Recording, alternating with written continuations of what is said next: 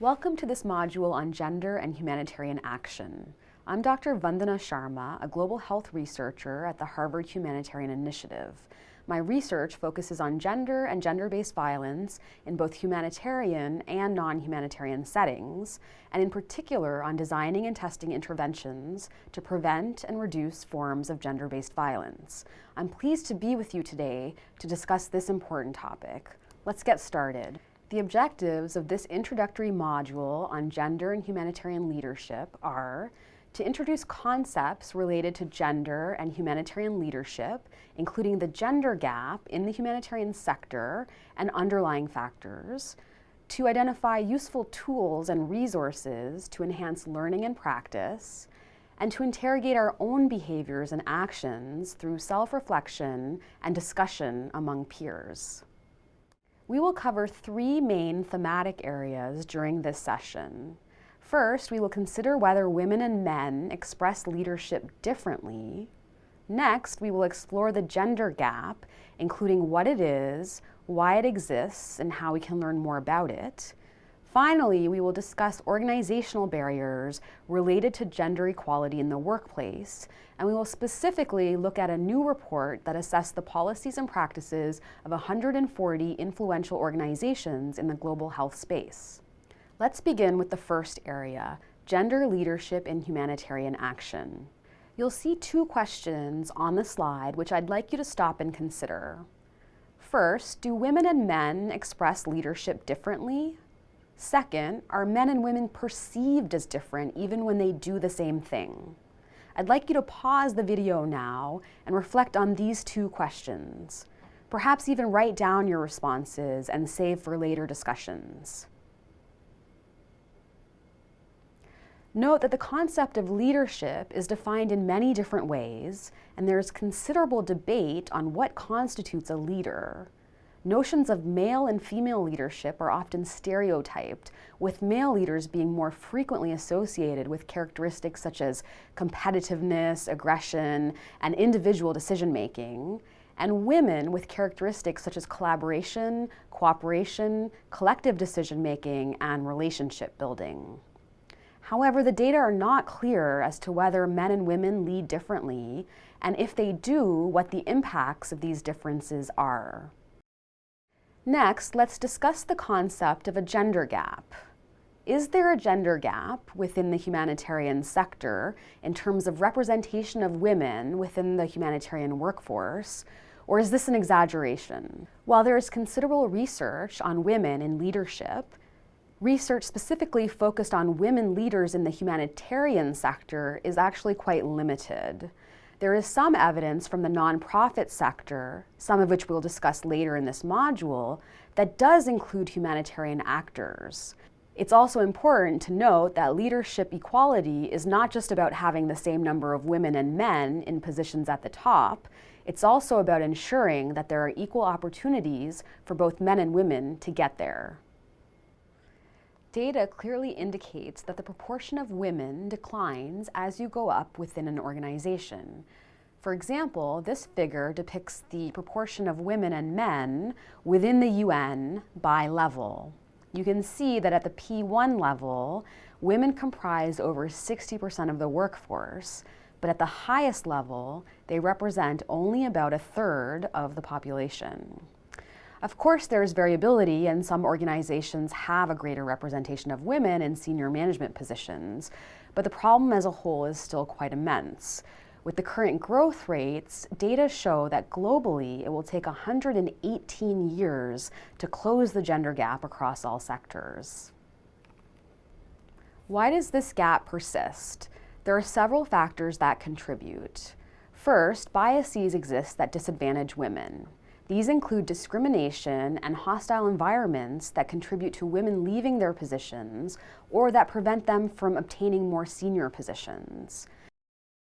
Unconscious biases may be less obvious. For example, the recognition of strength and diversity women bring to the table is lower in some contexts. There may also be higher association of men with positive managerial competencies, for example, being more productive.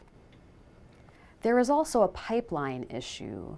That is, women aren't only facing barriers once they get to the top, rather, opportunities disappear at various points along the way, making it more and more difficult to attain the next level.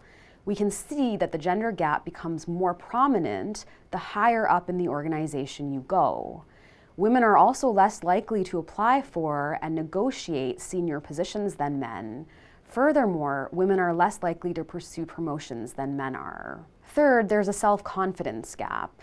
The existing stereotypes and biases affect how women see themselves. The result is that women are more likely to diminish and undervalue their professional skills and achievements than their male counterparts.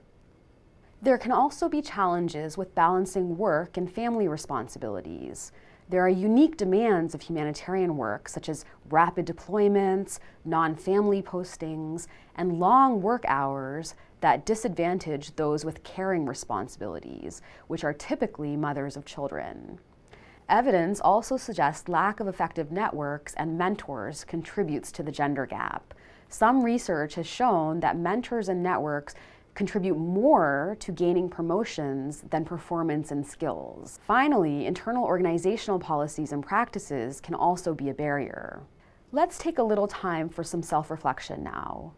I also encourage you to discuss these issues with your peers. Please pause the video for a few minutes and think about the following questions. How can we minimize gender bias in the workplace and create an environment where all people can thrive? In particular, think about your own biases, both implicit and explicit, and your own behaviors. And secondly, reflect on actions that you can take related to gender at the individual, organizational, and project levels. What are your top priorities for the next 6 months? I encourage you to write down your responses for future discussion.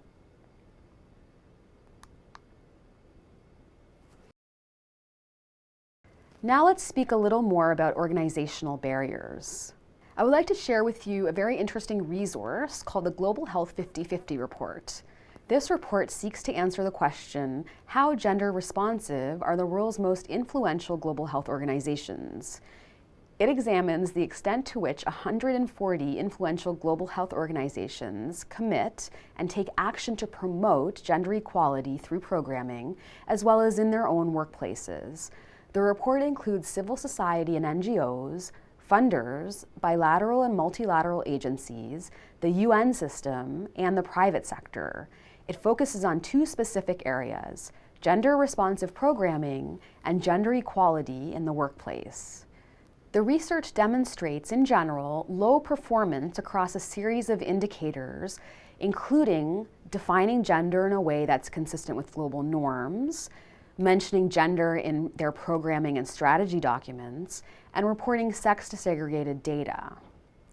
The report provides clear criteria for each indicator, as shown here for the sex desegregation indicator, with green, amber, and red color coding to help visualize the data.